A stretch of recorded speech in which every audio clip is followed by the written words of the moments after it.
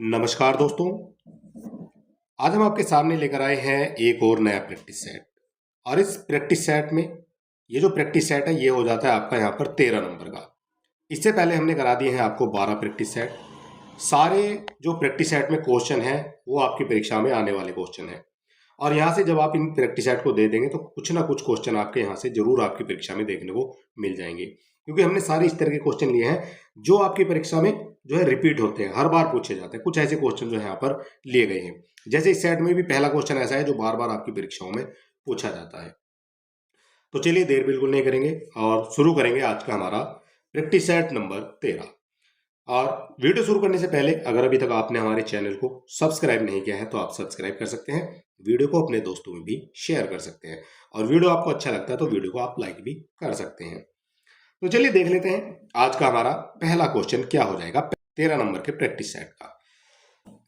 तो यहां पर पूछा गया है आपसे, एशियाटिक सोसाइटी ऑफ बंगाल की पत्रिका के विशेषांक के रूप में निकलने वाला हिंदी साहित्य का इतिहास कौन सा है? हिंदी साहित्य का इतिहास कौन सा है? आपको क्वेश्चन को बड़े आराम से पढ़ना है, उसके बाद जो है आपको इसका आंसर लगाना है। अगर आप किसी क्वेश्चन का आंसर जानते हैं तो आप हमें कमेंट बॉक्स में लिख भी सकते हैं। तो इसका जो करेक्ट आंसर बनेगा वो बन जाता है यहां पर the modern vernacular literature of Hindustan. ठीक है, ऑप्शन नंबर ए जो है यहां पर आपका करेक्ट बनेगा। ये हो जाता है जो एशियाटिक सोसाइटी ऑफ बंगाल की पत्रिका के विशेष अंग के रूप में निकलता था, और हिंदी साहित्य के इतिहास का ये ग्रंथ हो जाता है। ठीक है, नाम आपको नहीं देख लिया, the modern vernacular literature of Hindustan. अब क्वेश्चन आपका बनता है ये कब आया था, कब की बात है? तो ये बात हो जाती है आपके 1888 की। ठीक है, कब ये प्रकाशित हुआ? 1888 में हुआ है। ठीक है, इतनी चीजें आपको यहाँ पर याद रखनी है। एक क्वेश्चन और यहाँ से बन जाएगा कि इसको जो है किसने लिखा है। तो जो नाम है वो बड़ा ही महत्वपूर्ण है, और इनका नाम हो जाता है जॉर्ज गिरियसन। जॉर्ज गिरियसन इनका नाम हो जाता है। ठीक है, ये दो क्वेश्चन आपके यहाँ पर एक्स्ट्रा बन जाते हैं। 1888 में जो है इसको प्रकाशित किया गया था, और किसके द्वारा किया गया? तो जॉर्ज गिरियसन इसके जो है लेखक माने जाते हैं। राजस्थानी भाषा और साहित्य पुस्तक के लेखक कौन है? जो राजस्थानी भाषा और साहित्य पुस्तक के जो लेखक हैं वो हो जाते हैं Motilal Menaria. Option number B यहां पर भी आपका करेक्ट हो जाएगा। अगर इसकी बात करेंगे तो इसको जो लिखा गया है मोतीलाल मेनारिया के द्वारा लिखा गया है। कब लिखा गया है? ठीक है, क्वेश्चन यहां से बनता है जब सुमेलित करने के लिए आपको दिया जाता है, तो ये बनता है आपका 1945 में। ठीक है, तो ये हो जाता है इनका करेक्ट आंसर।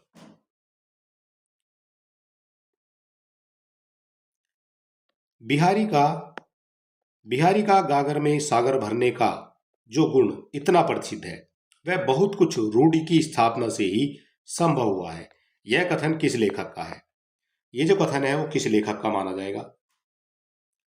तो ये जो कथन माना जाएगा वो माना जाएगा रामचंद्र शुक्ल का। बी हो जाएगा आपका यहाँ पर करेक्ट आंसर। ये बात की गई है बिहारी का गागर में सागर भरने का जो गुण है वो इतना प्रसिद्ध हुआ है कि कुछ रूढ़ि की स्थापना से ही संभव हुआ है। तो ये जो कथन है आपका आचार्य रामचंद्र शुक्ल का हो जाएगा। रामचंद्र शुक्ल ने हिंदी साहित्य का इतिहास में देव कितने ग्रंथों का उल्लेख किया है? कितने ग्रंथों का उल्लेख किया है हिंदी साहित्य के इतिहास में?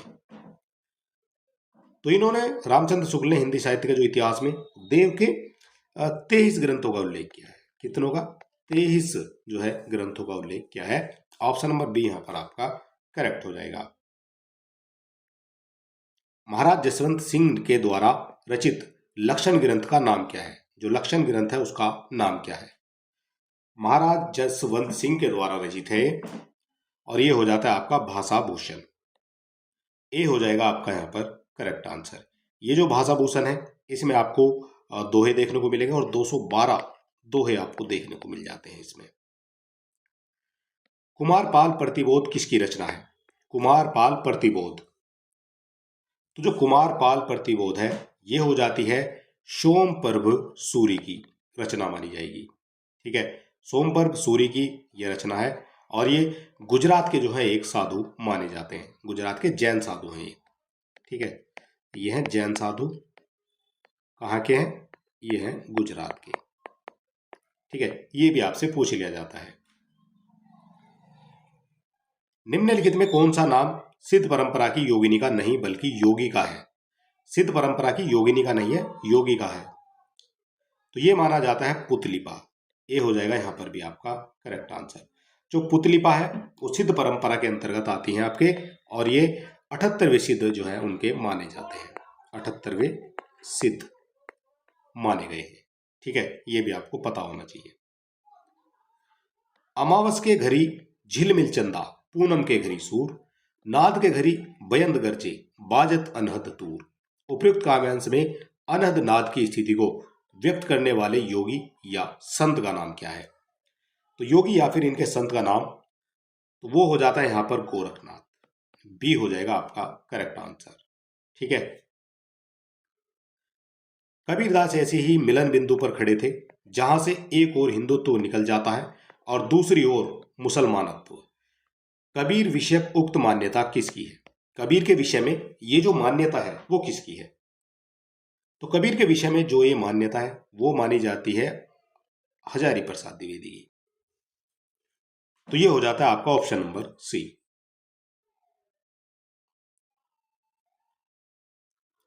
भाषा पर कबीर का जबरदस्त अधिकार था, वे वाणी के डिक्टेटर थे।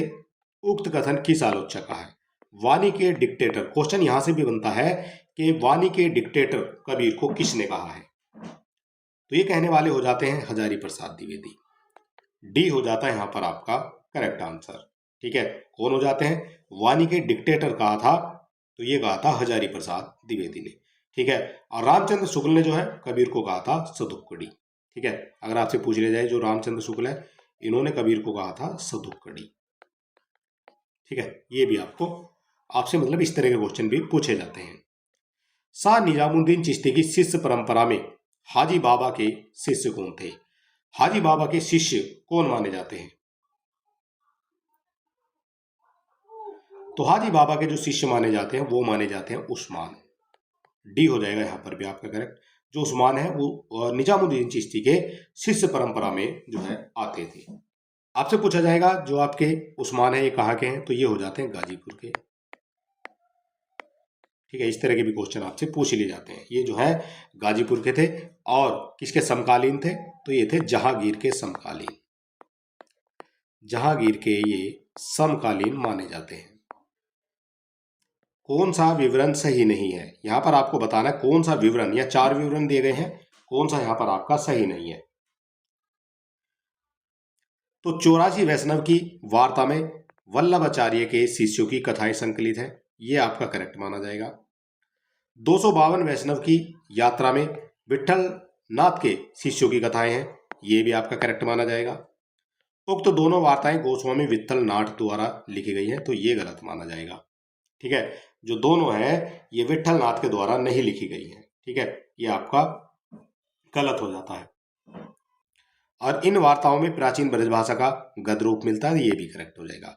आपका जो आपसे पूछा गया कौन सा सही नहीं, तो केवल सी हो जाएगा जो आपका सही नहीं है। भारतेंदु जी जिस प्रकार वर्तमान गद्य भाषा के स्वरूप प्रतिष्ठापक थे, उसी प्रकार वर्तमान साहित्य परंपरा के प्रवर्तक हैं। तो ये जो कथन है किसका है? ये जो कथन है वो किसका हो जाएगा? तो ये जो कथन माना जाता है वो माना जाता है रामचंद्र शुक्ल का। ऑप्शन नंबर सी जो है आपका यहाँ पर करेक्ट बन जाएगा। ठीक है, ये कथन किसका है? रामचंद्र शुक्ल का ये कथन हो जाएगा।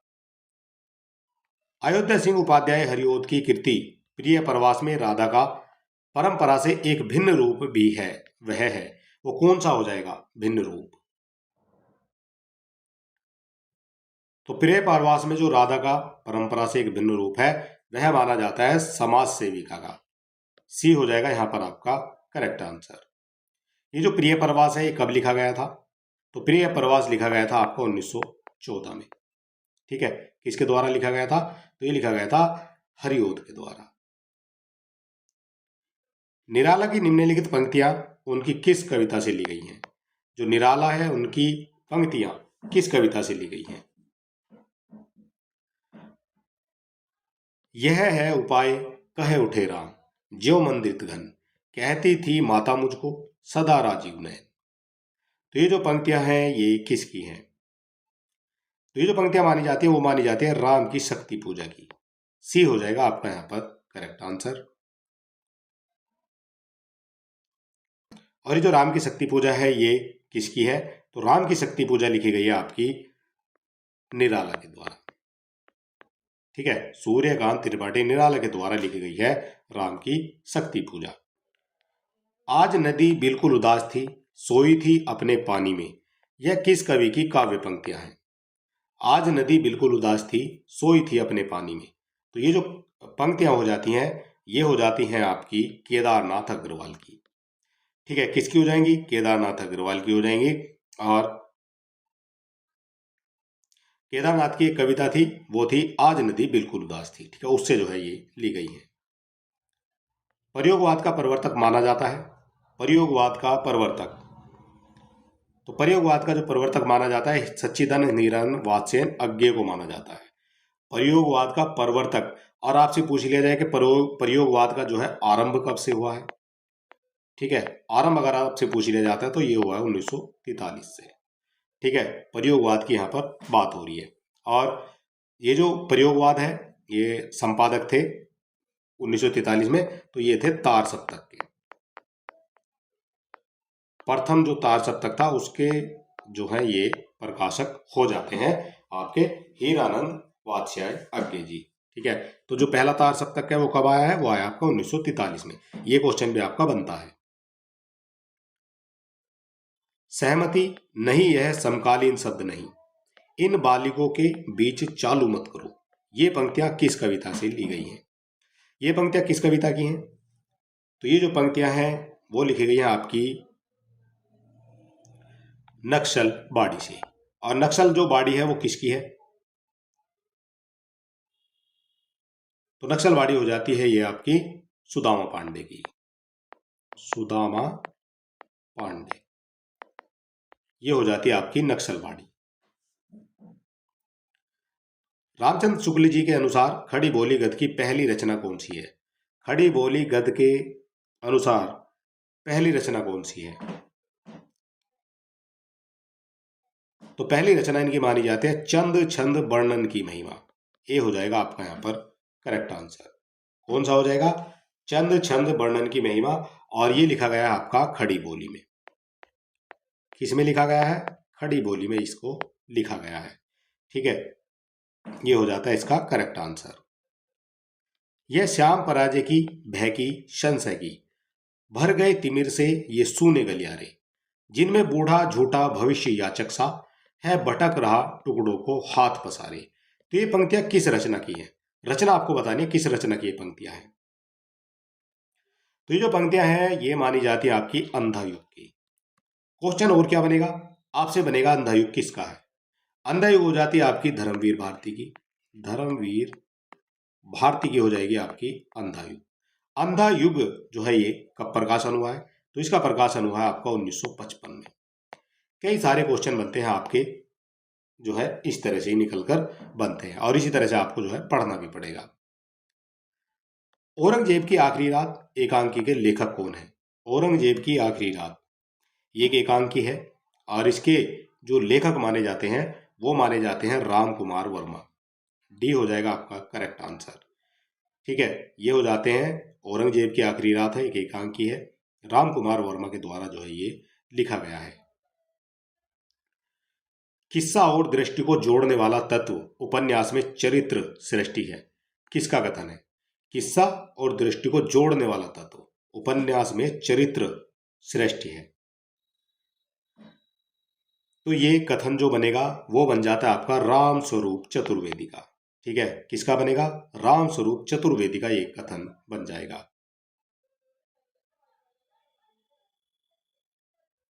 गिरती दीवारें किसका उपन्यास है? जो गिरती दीवारें हैं वो किसका उपन्यास है? तो गिरती जो दीवारें हैं ये हो जाता है आपका उपेंद्र नाथ अस्क का। अब क्वेश्चन बनेगा जो गिरती दीवारें है ये कब आया, कब प्रकाशन हुआ इसका? तो प्रकाशन हुआ है इसका 1947 में, गिरती दीवारें। ठीक है, उपेंद्र नाथ अस्क का उपन्यास है, ये भी आपको पता होना चाहिए। राधा कृष्ण के गोवध की समस्या का निवारण करने हेतु कौन सा उपन्यास लिखा है? राधा कृष्ण ने गोवध की समस्या का निवारण करने हेतु कौन सा उपन्यास लिखा था? तो राधा कृष्ण दास ने लिखा था और ये लिखा था निसहाय हिंदू। ये हो जाता है आपका यहाँ पर करेक्ट आंसर। ये राधा कृष्ण दास ने लिखा था, ये इनका उपन्यास है निसहाय हिंदू। और इसमें क्या है, तो इसमें जो जो गोवध होता था उसकी समस्या का निवारण करने के, कैसे आप उसका निवारण कर सकते हैं, वो जो है इसमें लिखा गया था। और यहाँ पर जो भूतनाथ है, यहाँ पर जो भूतनाथ है ये लिखा गया है आपका देवकी नंदन खत्री के द्वारा। देवकी नंदन खत्री, इनके द्वारा जो है लिखा गया है आपका भूतनाथ। अभी यहाँ पर लिखा गया है आपका आदर्श हिंदू, तो ये हो जाता है लज्जाराम का। किसका हो जाएगा, लज्जाराम का हो जाएगा आदर्श हिंदू। निम्नलिखित में से एक कहानी प्रेमचंद द्वारा लिखित नहीं है।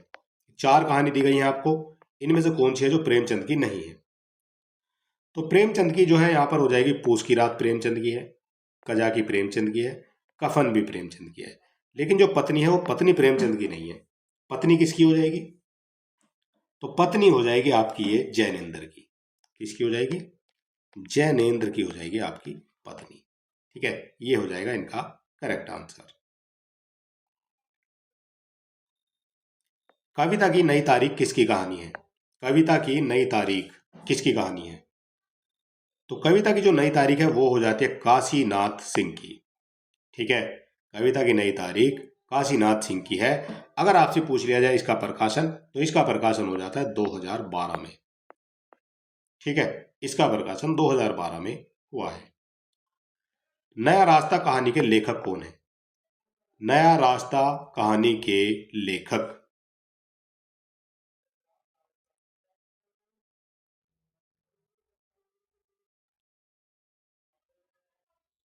तो नया रास्ता कहानी के जो लेखक हो जाएंगे वो हो जाते हैं डॉक्टर सत्य प्रकाश संगर। डॉक्टर सत्य प्रकाश संगर हो जाते हैं नया रास्ता कहानी के लेखक। पंडित प्रताप नारायण मिश्र और पंडित बालकृष्ण भट्ट ने हिंदी गद्य साहित्य में वही काम किया जो अंग्रेजी गद्य साहित्य में एडिशन और स्टील ने किया। ये कथन किसका है, कथन से बहुत क्वेश्चन बनते हैं आपकी परीक्षा में। तो ये जो कथन माना जाएगा वो माना जाएगा रामचंद्र शुक्ल का। और कथन से देखिए एक चीज आप समझिए, कथन से क्वेश्चन आपके बनते हैं, लेकिन कथन से जो क्वेश्चन बनते हैं वो आपके 100 अगर नंबर देंगे तो 100 में से 60% वो कथन है रामचंद्र शुक्ल।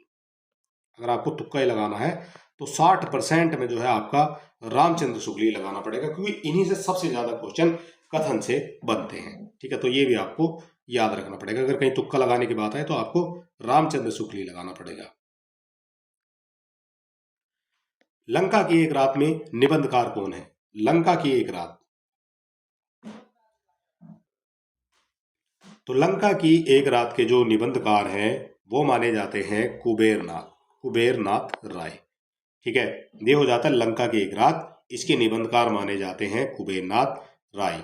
ठीक है, और ये जो है एक निबंधकार है और इन्होंने जो है काफी निबंध भी लिखे हैं।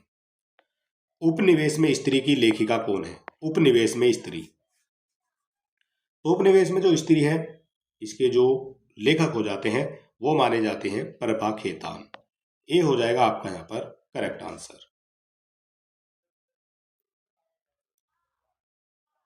उनकी आलोचना की प्रमुख विशेषता है कि उनकी अनाविल दृष्टि और निर्मल वचन। यह कथन किस आलोचक के प्रति कहा गया है। ये जो कथन है वो किस आलोचक के प्रति कहा गया है, तो ये कहा गया है आपका विश्वनाथ प्रसाद मिश्र के प्रति ये कथन कहा गया है। ठीक है, उनकी आलोचना की प्रमुख विशेषता है उनकी अनाविल दृष्टि और निर्मल वचन। ये जो आलोचक विश्वनाथ प्रसाद मिश्र के प्रति कहा है, और किसने कहा है, तो ये कहा है आपका बच्चन सिंह ने। ठीक है, दोनों क्वेश्चन आपको याद रखनी है। ये कहा है बच्चन सिंह ने, किसके बारे में कहा है, तो विश्वनाथ प्रसाद के बारे में कहा है। शांति प्रिय द्विवेदी कृत परिवारजक की प्रज्ञा क्या है, प्रजा क्या है, परिव्राजक की प्रजा क्या है, तो ये मानी जाती है यहां पर आत्मरक्षा। ठीक है, आत्मरक्षा हो जाएगी। जो शांति प्रिय द्विवेदी कृत परिवारजक की प्रज्ञा आत्मकथा विद्या की जो है एक रचना ये मानी जाती है। आत्मकथा में लेखक अपने जीवन की प्राय आदोपांत कहानी लिखता है। आत्म संस्मरण में जीवन के एक सीमित खंड के संस्मरण लिखता है। ये कथन किसका है, ये कथन माना जाता है आपका डॉक्टर दशरथ ओझा का। ये हो जाएगा यहाँ पर भी आपका करेक्ट आंसर। ये आत्मकथा में लेखक अपने जीवन की प्राय यानी हमेशा आदोपंत कहानी लिखता है। और ये जो कथन है ये हो जाता है आपका डॉक्टर दशरथ ओझा का। ठीक है, ये हो जाएगा आपका यहाँ पर। विष्णु प्रभाकर को आवारा मसीहा लिखने में कितने वर्ष लगे थे? आवारा मसीहा उनके द्वारा लिखी गई है, विष्णु प्रभाकर के द्वारा। कई बार ये पेपर में भी आया है। ठीक है, विष्णु प्रभाकर की है आवारा मसीहा। कितने वर्ष लगे इसको लिखने में? तो इसको लिखने में जो लगे थे वो लगे थे 14 वर्ष। एक ही रचना को लिखने में जो है 14 वर्ष का समय लगा है। अगर आपसे पूछ लिया जाए जो आवारा मसीहा है इसका प्रकाशन वर्ष, तो इसका प्रकाशन वर्ष माना जाता है 1974।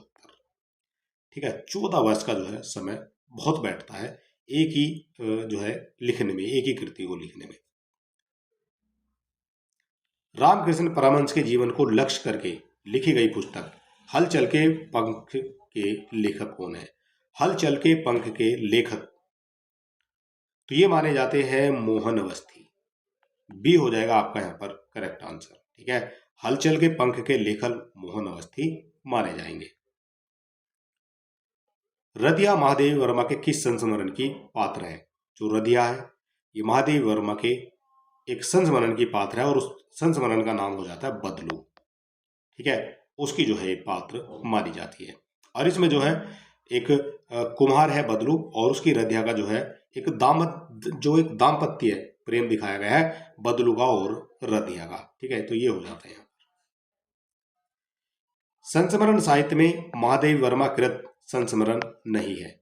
संस्मरण साहित्य में महादेवी वर्मा कृत एक संस्मरण नहीं है, तो इनके द्वारा जो ये संस्मरण नहीं है वो माना जाएगा आपका यामा।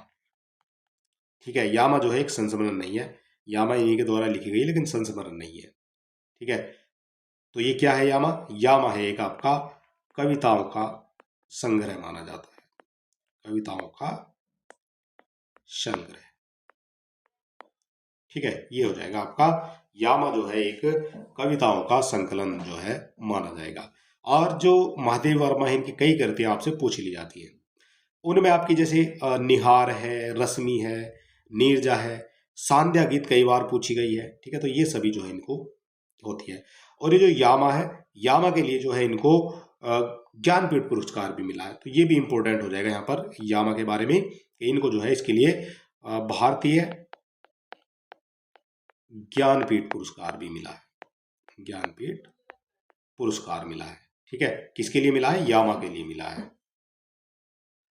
प्रज्ञा पर्वा में संकलित पाठ महादेवी महाकवि जयशंकर प्रसाद निम्नलिखित में से किस विद्या की रचना है? ये किस विद्या की रचना मानी जाएगी? प्रज्ञा पर्वा तो ये मानी जाती है एक रेखा चित्र। ये हो जाएगा आपका यहाँ पर करेक्ट आंसर। और ये जो रेखा चित्र, ये जो प्रज्ञा पर्वा है ये किसके द्वारा जो है लिखा गया है? प्रज्ञा पर्वा तो ये प्रज्ञा पर्वा लिखा गया आपका जयशंकर प्रसाद के द्वारा। किसके द्वारा है? जयशंकर प्रसाद के द्वारा जो है ये लिखा गया है। प्रिंस ऑफ वेल्स की भारत यात्रा का विस्तृत और ब्यौरेवार वर्णन युवराज की यात्रा शीर्षक से किसने लिखा है? प्रिंस ऑफ वेल्स की भारत यात्रा का एक विस्तृत ब्यौरेवार यानी सीरियल से जो है वर्णन किया है, और ये युवराज की यात्रा है तो इस शीर्षक से जो है किया गया है। तो ये क्या है आपका चंडी प्रसाद सिंह ने, युवराज की यात्रा चंडी प्रसाद मिस सिंह के द्वारा जो है ये लिखा गया एक यात्रा वृत्तांत है। ठीक, और ये जो है प्रिंस ऑफ वेल्स की भारत यात्रा का जो है एक ब्यौरेवार वर्णन भी माना जाता है। वीडियो आपको कैसा लग रहा है आप हमें कमेंट बॉक्स में बता सकते हैं। क्वेश्चन आपको कैसे लग रहे हैं, किस लेवल के क्वेश्चन लग रहे हैं? ठीक है, क्या आपने सभी प्रैक्टिस सेट कर लिए हैं? अगर नहीं किए हैं तो आप करने वाले हैं, क्योंकि यहाँ पर हम चल रहे हैं आज 13 नंबर के प्रैक्टिस सेट में, और इससे पहले 12 प्रैक्टिस सेट हमने कंप्लीट करा दिए हैं। ठीक है, सारे जो क्वेश्चन है वो 1 नंबर के क्वेश्चन है और बिल्कुल बेहतरीन वाले क्वेश्चन है, और ये LT ग्रेड में, GIC में या किसी में भी ये क्वेश्चन जो है बार बार रिपीट भी होते हैं। ठीक है, आपने देख लिए होंगे, अगर आपने PYQ सोल्व किया है तो उसमें इसी तरह के क्वेश्चन आपको देखने को मिल भी रहे होंगे। ठीक है, तो काफ़ी हेल्प जो है इन प्रैक्टिस सेट से आपकी होने वाली है। और एग्जाम से पहले पहले हम यहाँ पर आपको लगभग बता रहे हैं लगभग 25 प्रैक्टिस सेट जो है हम आपको यहाँ पर कंप्लीट करा देंगे।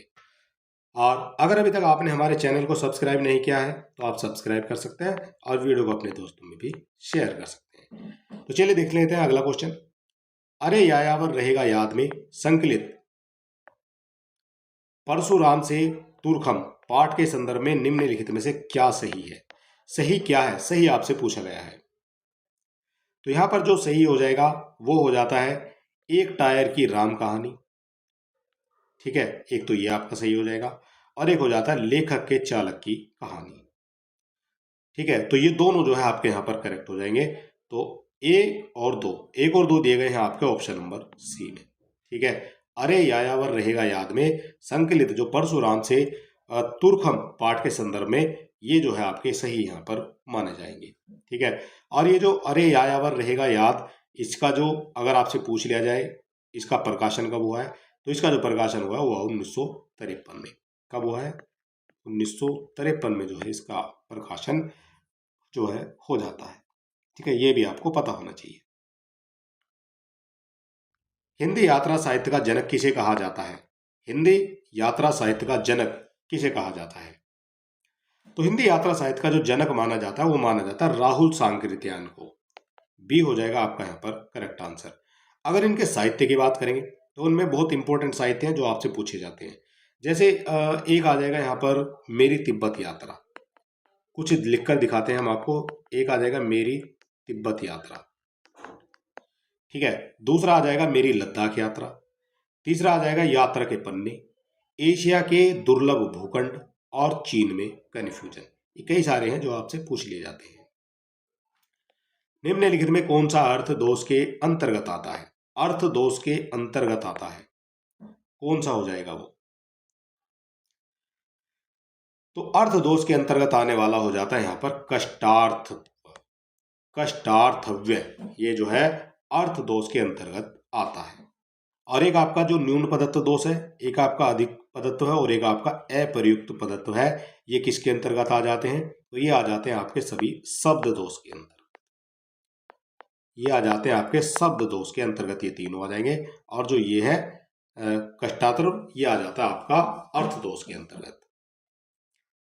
दंडी के काव्य शास्त्रीय ग्रंथ का क्या नाम है?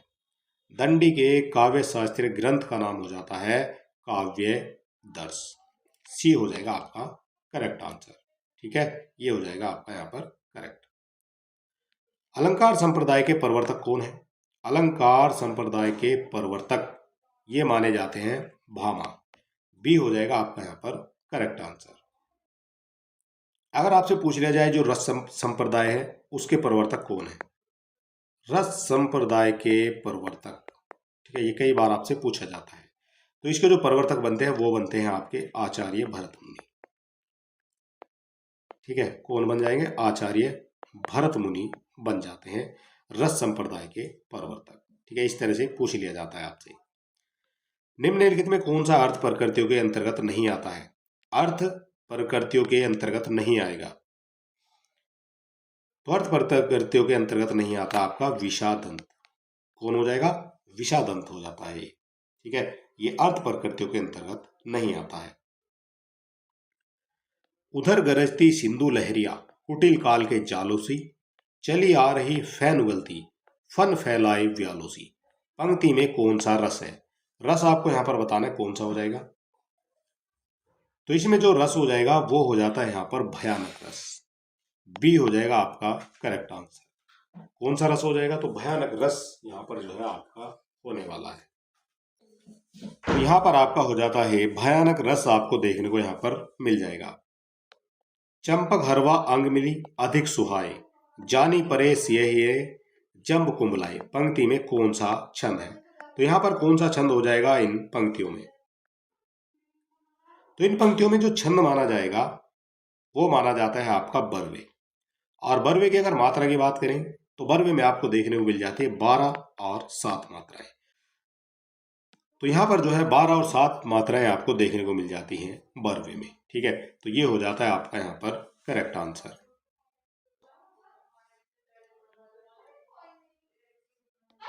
कंकन किंकिन नुपुर धुनी सुनी, कहत लसन सन राम हृदय गुनी। उक्त पंक्तियों में प्रयुक्त छंद का नाम बताइए। उक्त पंक्तियों में जो प्रयुक्त छंद है उसका नाम आपको बताना है। तो उसका जो नाम हो जाएगा वो हो जाता है यहाँ पर चौपाई।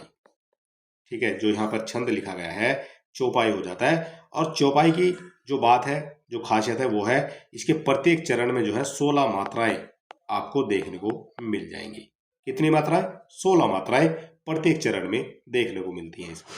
ठीक है,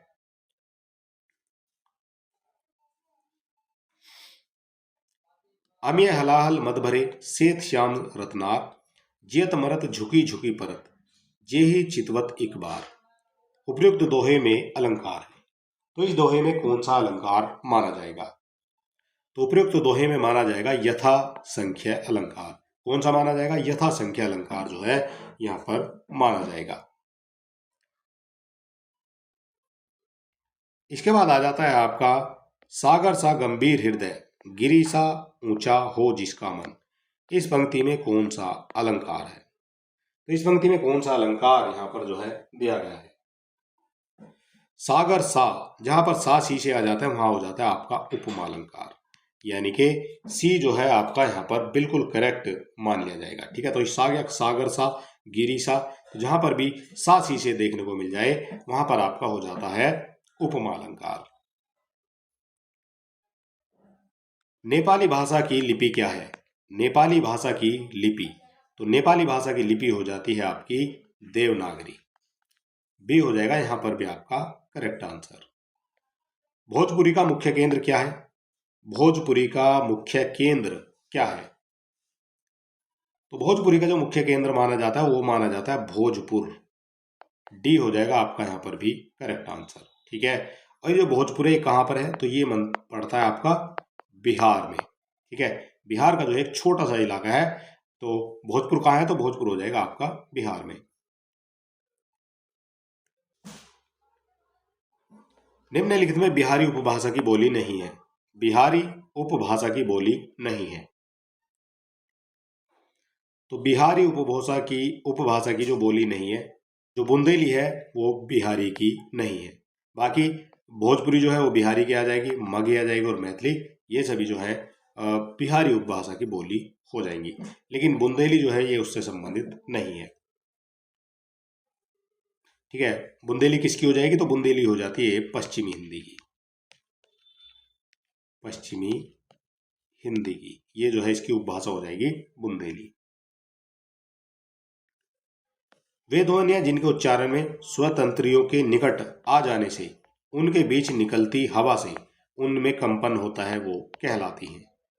वे ध्वनियां जिनके उच्चारण में स्वर तंत्रियों के निकट आ जाने से उनके बीच निकलती हवा से उनमें कंपन होता है।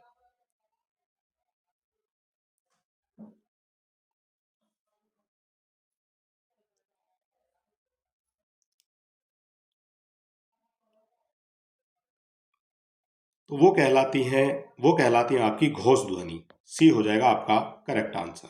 ठीक है, और जो घोष ध्वनियां है वो घोष ध्वनि कहलाती है।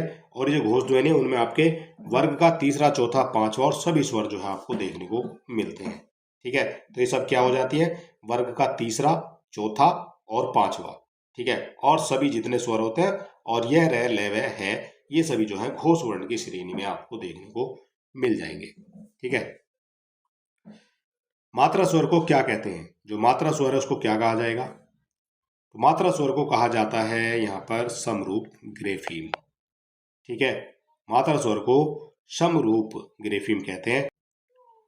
इनमें से व्यक्तिवाचक संज्ञा नहीं है। कौन सी है जो व्यक्तिवाचक संज्ञा नहीं है? तो व्यक्तिवाचक में आपकी आ जाती है लेखक। लेखक जो है व्यक्तिवाचक नहीं है, लेखक हो जाएगा यहाँ पर ये जातिवाचक। कौन सा हो जाएगा? लेखक जो है जातिवाचक हो जाएगा। ठीक, आपसे पूछा गया है व्यक्तिवाचक, तो त्रिपिटक जो है व्यक्तिवाचक हो जाएगा। भारत हो जाए और गंगा, ये सभी आपके व्यक्तिवाचक की श्रेणी में आ जाएंगे। निम्नलिखित वाक्यों में अपादान प्रसंग से युक्त वाक्य है। अपादान से युक्त जो है वाक्य कौन सा है? अपादान की बात हो रही है, तो अपादान में आ जाएगा यहाँ पर हम कान से, तो यहाँ तो करण आ जाएगा। मोहन से उठा नहीं जाता, यहाँ भाववाचक आ जाएगा। राम ने अपने पुत्र से नाता तोड़ दिया, जहां तोड़ने का अलग होने का भाव होता है वहां पर आ जाएगा आपका अपादान। ठीक है, ये हो जाएगा आपका करेक्ट आंसर। निम्न में से कौन सा शब्द स्त्रीलिंग है? स्त्रीलिंग शब्द कौन सा है यहाँ पर? तो स्त्रीलिंग हो जाता है यहाँ पर आशा भरी निगाहों से देखती है वो मुझे। ठीक है, ये हो जाएगा यहाँ पर स्त्रीलिंग शब्द। इनमें से कौन सा शब्द सदैव बहुवचन में प्रयुक्त होता है? इनमें से कौन सा शब्द है जो सदैव बहुवचन में प्रयुक्त होगा? तो सदैव बहुवचन में प्रयुक्त होने वाला जो शब्द बनेगा वो बन जाता है प्राण। ठीक है, ये हमेशा जो है बहुवचन में ही प्रयुक्त होता है। ठीक है, ये हो जाएगा करेक्ट आंसर। और हिंदी में जो वचन है वो कितने होते हैं? आपसे पूछ लिया जाए हिंदी में वचन कितने होते हैं? हिंदी में वचन, तो हिंदी में दो वचन आपको देखने को मिलेंगे। एक मिलेगा एक वचन और एक देखने को मिल जाता है बहुवचन। ठीक है, तो ये हो जाएगा आपका यहाँ पर करेक्ट आंसर। नीचे दिए गए शब्दों का सही संधि वाला विकल्प पहचानिए। सही संधि वाला जो है विकल्प वो पहचानना है। तो सही संधि हो जाती है यहाँ पर महा प्लस उर्मी, तो ये बन जाता है महोर्मी। बी हो जाएगा आपका करेक्ट आंसर। ठीक है, और यहाँ पर जो है गुण संधि जो है दिखाई गई है। कौन सी संधि है यहाँ पर? यहाँ पर हो जाएगी आपकी गुण संधि। बैलगाड़ी में समास है बैलों के लिए गाड़ी, कौन सा समास हो जाएगा यहाँ पर? तो बैलों के लिए गाड़ी में आ जाता है आपका तत्पुरुष समास। ठीक है, कर्मधारय नहीं होगा, द्वंद्व भी नहीं होगा और द्विगु भी नहीं होगा। तो बैलों के लिए गाड़ी हो जाती है आपकी तत्पुरुष समास का ये उदाहरण यहाँ पर माना जाएगा। गोधूम चनकम में समास है। गोधूम चनकम में समास है, तो इसमें जो समास हो जाएगा गोधूम गेहूं को कहा जाता है और चनकम चने को कहा जाएगा। तो यहाँ पर आ जाएगा आपका द्वंद्व समास, और द्वंद्व हो जाता है ये समाहार द्वंद्व समास। ठीक है, डी हो जाएगा आपका यहाँ पर करेक्ट आंसर। निम्न विकल्पों में उस विकल्प का चयन करें जो प्रत्यय से बने शब्द का सही विकल्प नहीं है। प्रत्यय से बने शब्द का सही विकल्प कौन सा नहीं है? तो ये हो जाता है यहाँ पर कुख्यात। ठीक है, जो कुख्यात है वो प्रत्यय से बने शब्द का सही विकल्प नहीं माना जाएगा, क्योंकि इसमें जो है कु लगा हुआ है, कु माना जाता है आपका, ये माना जाएगा उपसर्ग। यहाँ पर प्रत्यय नहीं लगा है। शालीनता की बात करें तो शालीनता में आपका ता लगा हुआ है। ठीक है, पाठक में आपका अक लगा हुआ है और धार्मिक में आपका लगा हुआ है इक। ठीक है, लेकिन कुख्यात जो है ये आपका उपसर्ग से बना हुआ शब्द है। कान्हा शब्द है, कान्हा शब्द किस तरह का है? तो कान्हा जो है एक माना जाएगा आपका तद्भव शब्द। ठीक है, ये जो है तद्भव माना जाएगा। निम्न में तद्भव शब्द है, यहां पर तद्भव कौन सा है? तो इसमें जो तद्भव बनेगा आपका वो बन जाता है दूध। दूध जो है एक तद्भव शब्द है। अगर पूछा जाए आपसे इसका जो तत्सम बनेगा वो क्या बनेगा, तो इसका तत्सम बन जाएगा दुग्ध। दुग्ध ये जो है इसका तत्सम बन जाएगा। अगर आपसे पूछ लिया जाए जो दुर्लभ है ये तत्सम है, तो इसका तद्भव क्या बनेगा? तो दुर्लभ का जो तत्सम बनेगा वो बन जाता है आपका दूल्हा। धान्य का तद्भव बनेगा वो बन जाता है धान, और धैर्य का जो तद्भव बनेगा वो बन जाता है धैर्य का बन जाएगा धीरज। ठीक है, सही हो जाएगा आपका ऑप्शन नंबर बी। इनमें से एक पतवार का पर्यायवाची है। पतवार का पर्यायवाची है इनमें से एक, और पतवार का जो पर्यायवाची है वो माना जाएगा कर्ण। सी हो जाएगा आपका यहाँ पर बिल्कुल करेक्ट आंसर। निम्न विकल्पों में कौन सा विकल्प नीचे दिए गए शब्द का औचक सही पर्यायवाची शब्द नहीं है? औचक सही पर्यायवाची शब्द नहीं है, तो इसका जो पर्यायवाची नहीं है वो हो जाता है आपका छोड़, जो है औचक का पर्यायवाची नहीं माना जाएगा। जबकि औचक एकदम अचानक, सहसा, यकायक, अचानक, ये सभी जो है इसके पर्यायवाची माने जाएंगे, लेकिन छोड़ जो है इसका पर्यायवाची नहीं होगा। निम्न विकल्पों में उस विकल्प का चयन कीजिए जो दिए गए शब्द का सही विलोम शब्द है। दिए गए विकल्पों का सही विलोम शब्द है, तो जो सही विलोम शब्द बनेगा यहाँ पर वो बन जाएगा आपका मुक्ति। बंधन है एक तरफ उसको मुक्त कर दिया है, तो ये इसका विलोम शब्द बन जाएगा। आकर्षण का विलोम क्या है? आकर्षण का विलोम, तो आकर्षण का विलोम होता है विकर्षण। ये हो जाएगा आपका करेक्ट आंसर। इसके बाद बनता है हमारा अगला क्वेश्चन। आपने क्या कहा सो मैंने नहीं सुना वाक्य में अपेक्षित है। इस तरह के क्वेश्चन भी आपसे पूछे जाते हैं। तो इसमें जो है एक अल्प विराम और एक पूर्ण विराम दोनों जो है यहाँ पर लगने चाहिए। आपने क्या कहा, ये यहाँ पर आ जाएगा आपका एक अल्प विराम। सो मैंने नहीं सुना, ठीक है, तो यहाँ पर आ जाएगा पूर्ण विराम। ठीक है, तो ये जो है यहाँ पर इनकी जो है अपेक्षा की जाती है, यानी कि यहाँ पर ये अपेक्षित है, ये आ सकते हैं। ठीक है, इनकी आवश्यकता है यहाँ पर। कौन सा शब्द अशुद्ध है? अशुद्ध शब्द यहाँ पर बताना है आपको।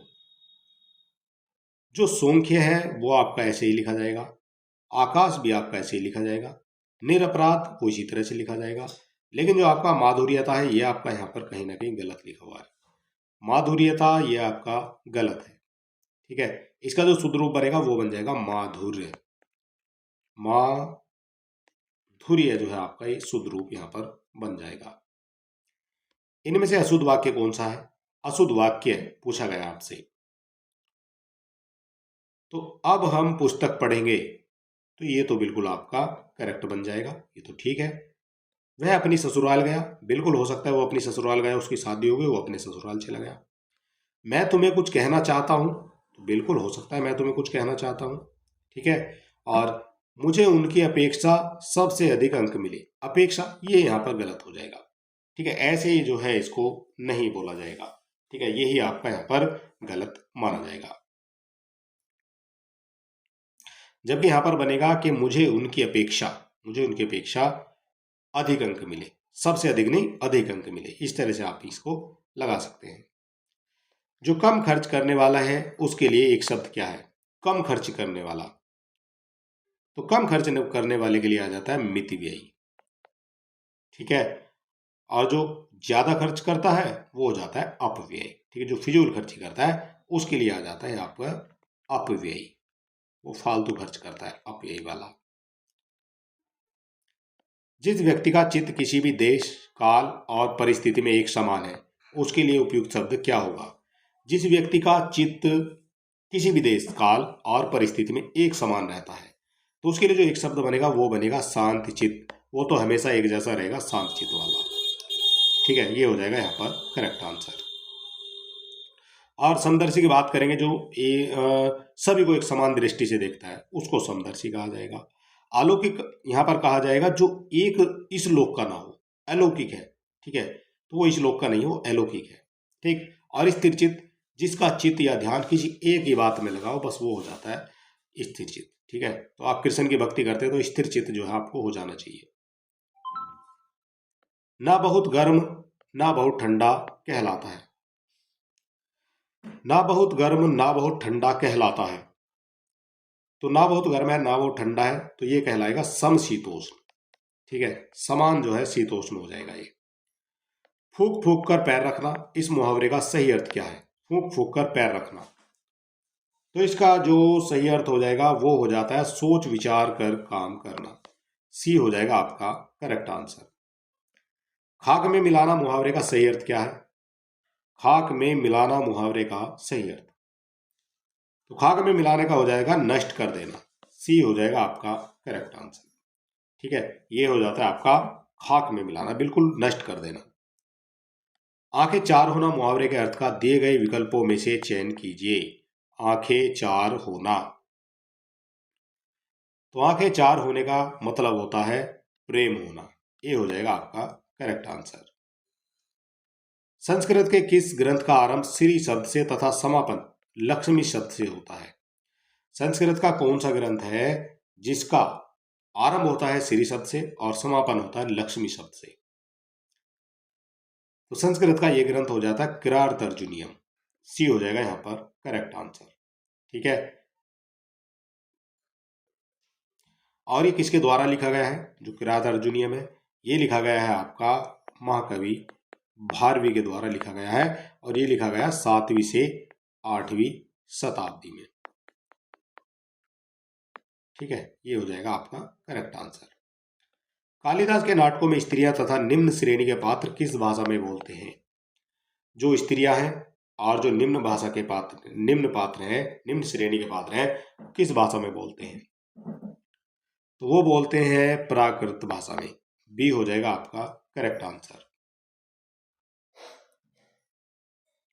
और जो मुख्य पात्र हैं, मुख्य पात्र बोलते हैं उनके संस्कृत भाषा में, ठीक है, ये भी आपको पता होना चाहिए।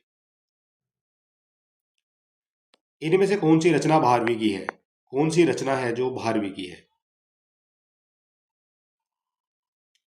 तो भारवी की हो जाती है यहां पर किरार तर्जुनीयम। अभी पिछले क्वेश्चन में हमने आपको ये बताया था, ठीक है। 10 कुमार चरितम ये दंडी की हो जाएगी।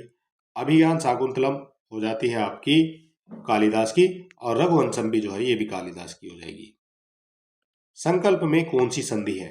संकल्प में कौन सी संधि है? तो संकल्प में हो जाती है आपकी व्यंजन संधि, ठीक है। ये बनता है आपका सम प्लस कल्प, ठीक है। तो यहां पर आ जाएगा ये व्यंजन संधि। हरिश्चंद्र में प्रयुक्त की संधि का नाम सही है? हरिश्चंद्र में प्रयुक्त किस संधि का नाम सही है? तो हरिश्चंद्र में आपको देखने को मिल जाएगी जो है विसर्ग संधि, ठीक है। कैसी मिल जाएगी देखने को? तो ये बनेगा यहां पर हरि, ठीक है, प्लस चंद्र, तब बन जाएगा आपका हरिश्चंद्र, ठीक है। तो कौन सी संधि है? तो यहां पर आ जाएगी आपकी विसर्ग संधि। हरित्रात समास पद का विग्रह होगा। हरित्रात समास पद का जो विग्रह होगा वो हो जाएगा हरिणात्रात, सी हो जाएगा आपका करेक्ट आंसर। पितृ शब्द के सप्तमी विभक्ति के तीनों वचनों के रूप हैं, क्रमशः यहां पर आपको बताना है। तो ये हो जाते हैं पितृ शब्द के सप्तमी विभक्ति के तीनों वचनों में आ जाएंगे पितृ, पितरो, पितृषु, ठीक है, बी हो जाएगा आपका करेक्ट आंसर। राज्ञ शब्द रूप से कौन सी विभक्ति है? जो राज्ञ है वो शब्द रूप से जो विभक्ति है वो मानी जाती है तृतीय विभक्ति, ये हो जाएगा आपका करेक्ट आंसर। वेत्सी आख्यात पद में कौन सा लकार है? वेक्या आख्यात पद में कौन सा लकार है? तो यहां पर जो लकार माना जाएगा वो माना जाएगा आपका लट लकार, ये हो जाएगा आपका करेक्ट आंसर। कृत कर्मणो कृति इत्येन सूत्रेण का विभक्ति विधरते, तो इसका जो करेक्ट बनेगा आपका वो बन जाएगा यहाँ पर षष्ठी विभक्ति जो है यहाँ पर देखने को आपको मिल जाएगी, ठीक है। कौन सी विभक्ति? षष्ठी विभक्ति देखने को मिल जाएगी। इसके बाद हमारा जो अगला क्वेश्चन बनता है, गांव के दोनों ओर रास्ते हैं, दोनों ओर, ठीक है, तो उसका संस्कृत में अनुवाद क्या होगा? तो दोनों ओर के लिए जो शब्द इस्तेमाल होता है वो होता है उभयत, ठीक है। तो किस तरह से लिखेंगे? तो यहां लिखा जाएगा आपका ग्रामम उभयत मार्ग संति। है का मतलब होता है आपका संति, ग्राम ग्राम से हो गया गांव का, उभयत मतलब दोनों ओर, मार्ग मतलब रास्ता, ठीक है। तो इस तरह से सी आपका यहाँ पर करेक्ट आंसर हो जाएगा। लोग कबीर आदि भक्तों को ज्ञानाश्रयी, निर्गुणीय आदि कहते हैं। वे प्राय भूल जाते हैं कि निर्गुणिया होकर भी कबीरदास भक्त हैं और उनके राम वेदांतियों के ब्रह्मा की अपेक्षा भक्तों के भगवान अधिक है। तो ये जो कथन है वो किसका है? तो ये कथन है आपका आचार्य हजारी प्रसाद द्विवेदी का, यानी कि सी हो जाएगा आपका करेक्ट आंसर। रत्न खान के रचयिता हैं, रत्न खान के रचयिता, तो रत्न खान के जो रचयिता है वो माने जाते हैं मलुकदास, सी हो जाएगा आपका यहाँ पर करेक्ट आंसर। जो मलुकदास है वो एक संत कवि माने जाते हैं। शुद्ध प्रेम मार्गी सूफी कवियों की शाखा में सबसे प्रसिद्ध जायसी हुए, जिनकी पद्मावत हिंदी काव्य क्षेत्र में अद्भुत रत्न है। जायसी और उनकी पद्मावत के बारे में उपयुक्त जो मत है वो किसका है? जो उपयुक्त मत है वो किसका हो जाएगा यहाँ पर? तो ये जो मत यहाँ पर माना जाएगा वो माना जाएगा रामचंद्र शुक्ल का, ठीक है, सी यहाँ पर भी आपका करेक्ट हो जाएगा। निम्नलिखित में कौन सी रचना कुतुबन द्वारा लिखित है? कुतुबन के द्वारा लिखित है रचना, तो कुतुबन के द्वारा लिखी गई है मृगावती, ठीक है, सी हो जाएगा आपका यहाँ पर करेक्ट आंसर। मृगावती किसकी है? कुतुबन की है। हंस जवाहिर जो है ये हो जाती है आपकी कासिम शाह की, किसकी हो जाएगी? ये कासिम शाह की हो जाएगी।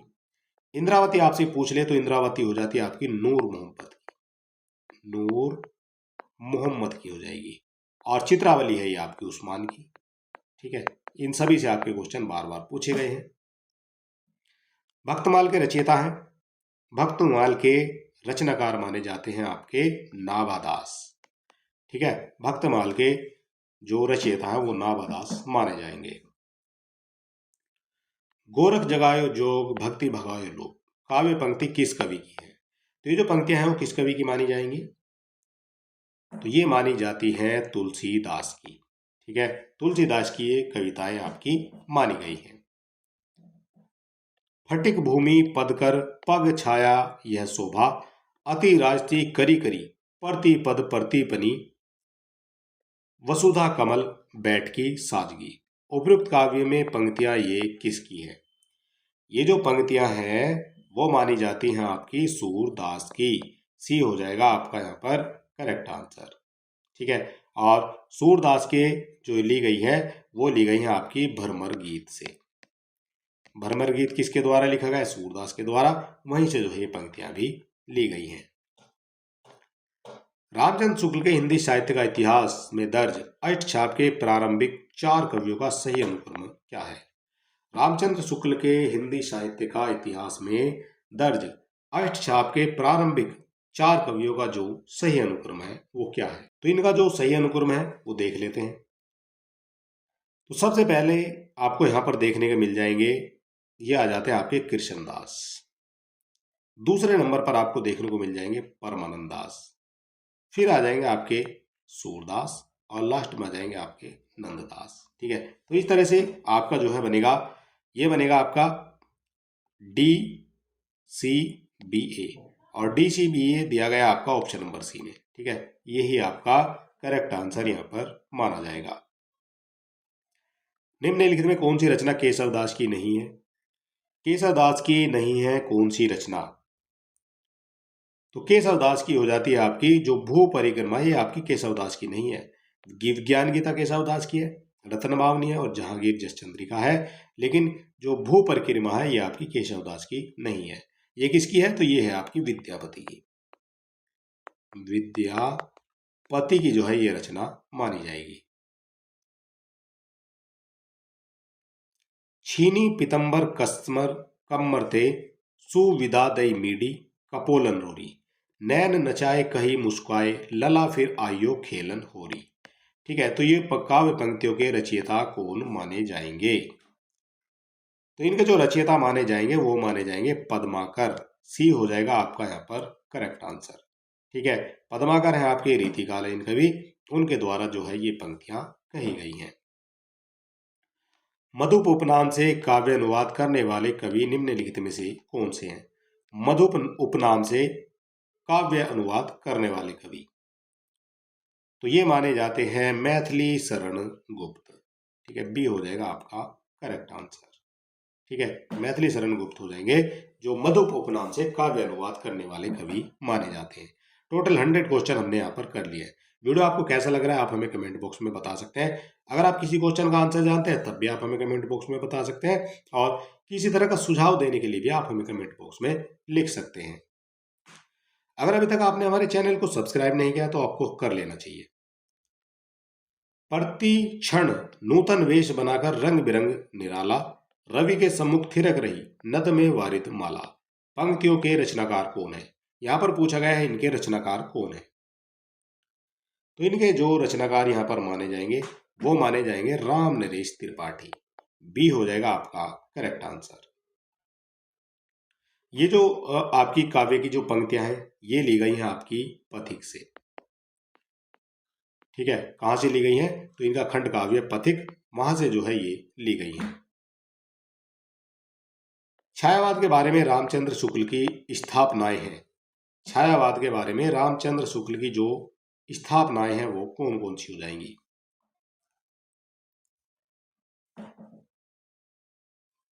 तो ये हो जाती है छायावाद बड़ी सहृदयता के साथ प्रभाव साम्य पर ही विशेष लक्ष्य रखकर चला। ये आपका करेक्ट हो जाएगा। छायावाद की रचनाएं गीतों के रूप में अधिकतर होती हैं, ये भी करेक्ट हो जाएगा। छायावाद में रचना अन्योक्ति पद्धति पर नहीं की, ये गलत हो जाएगा। और व्यंजना पद्धति का प्रलग और प्रचुर विकास छायावाद की काव्य शैली की असली विशेषता नहीं मानी जाएगी। तो यहाँ पर जो आपका करेक्ट बनेगा वो बनेगा केवल ए और बी, और ए और बी दिया गया आपका ऑप्शन नंबर ए में। ठीक है, ये हो जाएगा। यहाँ पर आपसे पूछा गया था, सही आपको बताना है। यह देव भाव भ्रांति, यह कथन किसका है? यह देव भाव भ्रांति, तो ये कथन है आपका उर्वशी का। ठीक है, उर्वशी किसके द्वारा लिखी गई है? तो ये लिखी गई है रामधारी सिंह दिनकर के द्वारा। रामधारी सिंह दिनकर के द्वारा ये लिखी गई है। कब लिखी गई है? 1961 में लिखी गई है। ठीक है, बी हो जाएगा आपका यहाँ पर बिल्कुल करेक्ट आंसर माना जाएगा। कुरुक्षेत्र कविता में मुख्य रस कौन सा है? कुरुक्षेत्र कविता में मुख्य रस, तो कुरुक्षेत्र कविता में जो मुख्य रस माना जाएगा वो माना जाएगा वीर रस। कौन सा माना जाएगा? वीर रस माना जाएगा। ठीक है, ये हो जाएगा आपका करेक्ट आंसर। और जो कुरुक्षेत्र है ये आपके किसके द्वारा लिखी गई है, ये भी आपको पता होना चाहिए। तो कुरुक्षेत्र भी आपकी हो जाती है दिनकर जी के द्वारा।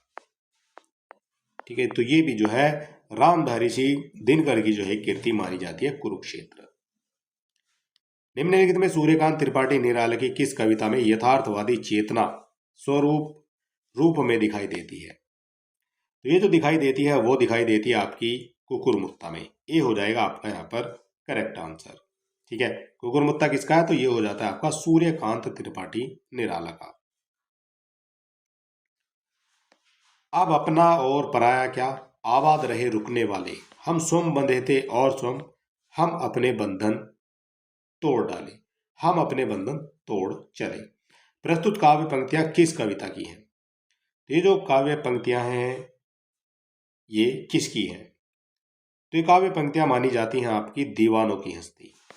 बी हो जाएगा आपका करेक्ट आंसर। ठीक है, जो दीवानों की हस्ती है ये किसके द्वारा जो है लिखी गई पंक्तियां हैं? तो ये लिखी गई हैं आपकी भगवती चरण वर्मा के द्वारा। ये हो जाते हैं आपके भगवती चरण वर्मा, इनके द्वारा जो है ये कीर्ति, ये जो कविताएं हैं वो लिखी गई हैं। अगला हमारा यहाँ पर क्वेश्चन बनता है और ये बनेगा भगवान के डाकिए नामक रचना है। इंपॉर्टेंट क्वेश्चन ये बनेगा भगवान के डाकिए। तो भगवान के डाकिए जो कविता विद्या की एक रचना मानी जाती है और इसके ये जो है कविता मानी जाएगी। ठीक है, सी हो जाएगा आपका करेक्ट आंसर। और ये किसके द्वारा लिखा गया है? ये इंपॉर्टेंट है, किसके द्वारा लिखा गया है? तो ये भी लिखा गया रामधारी सिंह दिनकर के द्वारा। ठीक है, तो दिनकर जी के द्वारा जो है इसको लिखा गया है। नागार्जुन की कालिदास कविता में निम्न में से किसका उल्लेख है? कालिदास कविता है नागार्जुन की, इसमें जो है किसका उल्लेख किया गया है? तो इसमें जो उल्लेख किया गया है वो किया गया है आपका, एक तो उसमें देखने को मिल जाएगा आपका यक्ष देखने को मिलेगा, एक आपकी इंदुमती देखने को मिलेगी और एक आपको देखने को मिलेगी उसमें अज। तो यहाँ पर हो जाएगा बी, डी और ए, और बी डी दिया गया है आपका ऑप्शन नंबर डी में। ठीक है, यक्ष, इंदुमती और अज ये आपके उसमें देखने को मिल जाएंगे। शासन की बंदूक कविता किस छंद में है? शासन की बंदूक, तो जो शासन की बंदूक है ये मानी जाती है आपकी दोहा। सी हो जाएगा आपका यहाँ पर करेक्ट आंसर। और जो शासन की बंदूक है ये आपकी किसके द्वारा लिखी गई है? तो ये लिखी गई है आपकी नागार्जुन के द्वारा। नागार्जुन कब लिखी गई है? शासन की बंदूक 1966 में लिखी गई है नागार्जुन के द्वारा शासन की बंदूक। निम्नलिखित घटनाओं को पहले से बाद के क्रम में व्यवस्थित कीजिए। पहले से बाद के क्रम में व्यवस्थित कीजिए। तो यहां पर जब हम इनको व्यवस्थित करते हैं तो सबसे पहले आपको देखने को मिल जाएगा यहाँ पर जो है ब्रह्म समाज, और ब्रह्म समाज की स्थापना हो जाती है 1928 में। ठीक है, इसके बाद आपको देखने को मिल जाएगा आर्य समाज। आर्य समाज की स्थापना हो जाती है 1875 में। ठीक है, तो एक नंबर पर आपका आ जाता है ये, दो नंबर पर आ जाएगा आपका ये। इसके बाद आ जाता है आपका आनंद मठ का जो प्रकाशन है वो हुआ है आपका 1882 ईस्वी में। ठीक है, गीतांजलि का प्रकाशन वर्ष आपसे पूछा जाएगा तो 1910 में हुआ है गीतांजलि का। और एक बचता आपका विश्व धर्म सभा, इसका जो प्रकाशन है वो हुआ 1893 में। तो अब आपको यहां पर लगा देना है। सबसे पहले आपका आ जाएगा जो है ई, सबसे पहले आ जाएगा, फिर आ जाएगा आपका जो है 2 नंबर पर आ जाएगा आपका आर्य समाज, 3 नंबर पर आपको देखने को मिल जाएगा यहाँ पर जो है आनंद मठ। ठीक है, 4 नंबर पर आपको देखने को मिल जाएगा यहाँ पर डी यानी कि, और 5 पर आ जाएगा आपका सी। ठीक है, इस तरह से आ जाएगा। तो ई आ जाएगा, फिर ए आ जाएगा, फिर आपका बी आ जाएगा, E A B, E A B, E A B लिखा गया आपका ऑप्शन नंबर सी में, ई ए बी और डी सी। ठीक है, ये ही आपका करेक्ट आंसर यहाँ पर माना जाएगा।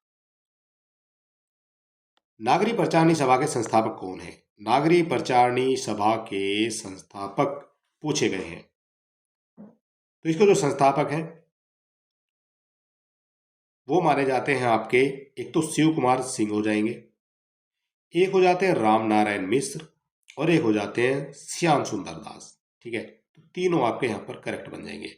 अब यहाँ पर ऑप्शन में देखना कि ए सी और ई, ए सी ई आ जाते हैं आपके ऑप्शन नंबर बी में। ठीक है, अगर आपसे पूछ लिया जाए जो काशी नागरी प्रचारणी सभा है इसकी जो स्थापना है कब हुई है, काशी नागरानी प्रचार की स्थापना, तो ये हुई है आपकी 16 जुलाई को हो जाती है 1893 में। ठीक है, ये डेट भी आपको याद रखनी पड़ेगी। एक निर्देशक की दृष्टि से आधे अधूरे मुझे समकालीन जिंदगी का पहला सार्थक हिंदी नाटक लगता है, ये कथन किसका है? तो ये जो कथन माना जाएगा वो माना जाएगा आपका ओम शिवपुरी का। डी हो जाएगा आपका करेक्ट आंसर। जो आधे अधूरे है ये किसका नाटक है? तो ये हो जाता है आपका मोहन राकेश का। किसका है? ये है आपका मोहन राकेश का। ठीक है, और ये 1969 में जो है आया था। ठीक है, ये नाटक की रचना हुई है। जिंदगी स्वयं एक महान घड़ी है, प्रातः संध्या उसकी सुइयां है, नियमबद्ध एक दूसरे के पीछे घूमती रहती है। मैं चाहती हूं मेरा घर भी घड़ी की तरह चले, हम सब उसके पुर्जे बन जाएं और नियम पूर्वक अपना अपना काम करते जाएं। अंजो दीदी नाटक में यह संवाद किसने किससे कहा है? तो किसने किससे कहा है अंजो दीदी में ये कथन? तो अंजो दीदी में जो ये कथन कहा है वो कहा है अंजलि द्वारा कहा गया अनीमा को। ठीक है, बड़ा अच्छा जो है कथन है, अंजलि द्वारा ये अनीमा को कहा गया है। मेलांचल के अनुसार बावन दास के मृत्यु स्थल को ग्रामीणों ने क्या रूप दिया? बावन दास के मृत्यु स्थल को ग्रामीणों ने क्या रूप दिया? तो बावन दास के मृत्यु स्थल ग्रामीणों ने जो कहा था वो दिया था चेथरिया पीर का जो है रूप दिया था। ठीक है, और ये जो कहां से ली गई है? तो ये ली गई है आपकी मेलांचल से। मेलांचल बड़ी इंपॉर्टेंट कृति है और ये लिखी गई है आपकी फणीश्वर नाथ रेणु के द्वारा। फणीश्वर नाथ रेणु के द्वारा। ठीक है, ये हो जाती है इनकी। और ये जो मेलांचल है कब आया? तो मेलांचल आ जाता है आपको 1954 में। ठीक है, सारे क्वेश्चन इंपॉर्टेंट है और इसी तरह के क्वेश्चन जो है हर बार आपसे पूछे भी जाते रहे हैं।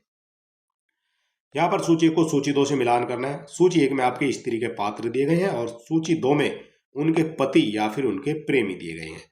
तो चलिए देख लेते हैं कौन कौन से इनके पति और प्रेमी हो जाएंगे। तो यहाँ पर हो जाएगा आपका, सबसे पहले सीलो की बात करेंगे। जो सीलो है उसके पति या प्रेमी कौन से हो जाते हैं? तो सीलो के हो जाते हैं यहाँ पर रतन। तारा के प्रेमी माने जाते हैं आपके, ये माने जाएंगे असद। कनक के माने जाएंगे पुरी और ऊषा के माने जाएंगे आपके राजेंद्र। इस तरह से ए का 3 दिया गया है आपका 2 ऑप्शन में, 2 आपके एलिमिनेट हो गए। इसके बाद आ जाता है आपका बी का 1 और बी का 1 दिया गया है आपका ऑप्शन नंबर बी में। सी का 4 हो जाएगा और डी का आपका 2 हो जाएगा। तो यही आपका करेक्ट आंसर यहाँ पर बन जाएगा। प्रथम राजभाषा आयोग की स्थापना कब की गई थी? प्रथम राजभाषा आयोग की स्थापना, तो प्रथम राजभाषा आयोग का जो गठन है वो किया गया है आपका 1955 में। ठीक है, 7 जून 1955 को जो है ये किया गया है। ऑप्शन नंबर डी जो है आपका यहाँ पर करेक्ट हो जाएगा। ठीक है, इसके अध्यक्ष अगर आपसे पूछे जाएंगे तो इसके अध्यक्ष हो जाते हैं आपके बीजी खैर। ठीक है, ये जो है राजभाषा आयोग के प्रथम अध्यक्ष माने जाते हैं। ठीक है, बीजी खैर यानी कि बाल गंगाधर खैर जो है इनको कहा जाएगा। बघेली बोली किस अपभ्रंश से विकसित हुई है? जो बघेली बोली है किस अपभ्रंश से विकसित हुई है? तो बघेली बोली जो है ये हुई है अर्धमागधी से जो है ये विस्तृत हुई है। निम्नलिखित में उच्चारण स्थान की दृष्टि से असंगत युग्म कौन सा है? उच्चारण स्थान की दृष्टि से जो असंगत युग्म है वो कौन सा है? यहाँ पर असंगत आपसे यहाँ पर पूछा गया है। तो कंठ में आपके कै ख गए आ जाते हैं, ये आपका करेक्ट हो जाएगा। आपसे पूछा है असंगत कौन सा है। मूर्धन्य में आपका च छ छ ये नहीं आएगा। मूर्धन्य में आपका आ जाता है ट ठ ड ढ और ण, ये आ जाते हैं आपके मूर्धन्य में। ठीक है, ये आ जाता है इस तरह से। ठीक है, तो यही आपका यहाँ पर असंगत माना जाएगा। ओष्ठ में आपके प फ ब भ में ये आ जाते हैं। दंत में आपके आ जाते हैं त थ द ध। ठीक है, आपसे पूछा गया असंगत, तो ऑप्शन नंबर बी जो है ये आपका बिल्कुल करेक्ट यहाँ पर माना जाएगा। और जो आपके च छ हैं ये आ जाते हैं आपके तालब के अंतर्गत। नौकर गांव तक गया वाक्य में रेखांकित शब्द क्या है? तक आपसे पूछा गया है, गांव तक गया, तो ये माना जाएगा यहाँ पर संबंध सूचक। सी हो जाएगा यहाँ पर आपका करेक्ट आंसर। ठीक है, नौकर गांव तक गया, ये आपका संबंध सूचक माना जाएगा। निम्नलिखित में स्वर संधि वाला शब्द नहीं है। स्वर संधि वाला शब्द कौन सा नहीं है यहाँ पर? तो स्वर संधि आपको देखने को मिल जाएगी रेखांश में देखने को मिलेगी स्वर संधि, सिंधु उर्मी में मिल जाएगी और कल्पांत में मिल जाएगी, लेकिन सदानंद में जो है आपकी स्वर संधि देखने को नहीं मिलेगी। ठीक है, इसमें कौन सी संधि है? तो इसमें आपको देखने को मिलेगी व्यंजन संधि। कैसे देखने को मिलेगी? तो जब इसे तोड़ेंगे तब आ जाएगा यहाँ पर सत प्लस आनंद। ठीक है, तो कौन सी संधि आ गई यहाँ पर? यहाँ पर आ गई आपकी व्यंजन संधि। निम्नलिखित में असंगत युग्म कौन सा है? असंगत आपको यहां पर भी बताना है कौन सा हो जाएगा। तो जब असंगत की यहां पर बात की गई है भूखे प्यासे, तो ये आपका द्वंद्व समास हो जाएगा जब दोनों पद प्रधान होते हैं। साफ साफ ये आपका विभक्त समास हो जाएगा। चैमासा ये आपका द्विगु समास हो जाएगा। ठीक है, ध्यान मग्न, ध्यान में मग्न, तो ये आपका कर्मधारय नहीं बनेगा। ठीक है, ध्यान में मग्न, तो ये कौन सा समास बनेगा यहाँ पर? तो ध्यान में मग्न आ जाएगा, यहां पर बनेगा आपका तत्पुरुष समास। ध्यान में मग्न यानी कि तत्पुरुष समास जो है यहां पर आपका देखने को मिल जाएगा।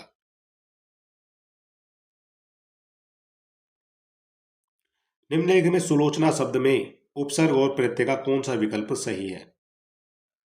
सुलोचना, तो सुलोचना में जो आपका यहां पर उपसर्ग और प्रत्यय का सही विकल्प है तो उसमें आपको देखने को मिल जाएगा, एक तो आपका सु देखने को मिल जाएगा। ठीक है, और एक आपको देखने को मिल जाएगा आकृति, और बीच में बन जाएगा आपका लोचन। ठीक है, सुलोचन प्लस आ। ठीक है, तो ये आ जाएगा आपका सु उपसर्ग है और आपका यहाँ पर प्रत्यय हो जाएगा। तो इस तरह से ऑप्शन नंबर सी आपका करेक्ट हो जाएगा।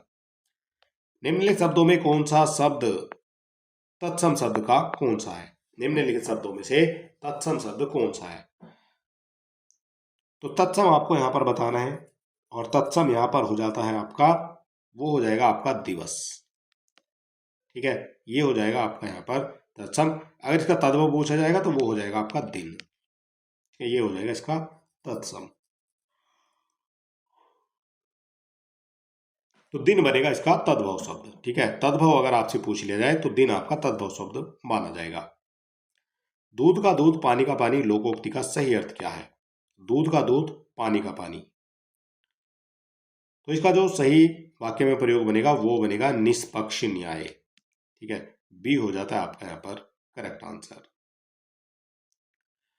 8 आंसू रोना का सही अर्थ बताइए। 8 आंसू रोना, तो इसका मतलब होता है बुरी तरह से पछताना, यानी कि सी हो जाएगा आपका करेक्ट आंसर। तो चलिए दोस्तों, आज का जो हमारा वीडियो है 13 नंबर का, ये यहीं पर हम समाप्त करते हैं। और अगर अभी तक आपने हमारे चैनल को सब्सक्राइब नहीं किया तो आप सब्सक्राइब कर सकते हैं, क्योंकि इसी तरह के बेहतरीन वीडियो आपको आने वाले समय में देखने को मिलते रहेंगे। और वीडियो को आप अपने दोस्तों में शेयर भी कर सकते हैं और वीडियो को लाइक भी आप कर सकते हैं। अगर आप किसी तरह का सुझाव देना चाहते हैं तो आप हमें कमेंट बॉक्स में लिख सकते हैं। और तो चलिए दोस्तों, मिलते हैं नेक्स्ट वीडियो में, और तब तक के लिए नमस्कार, जय हिंद।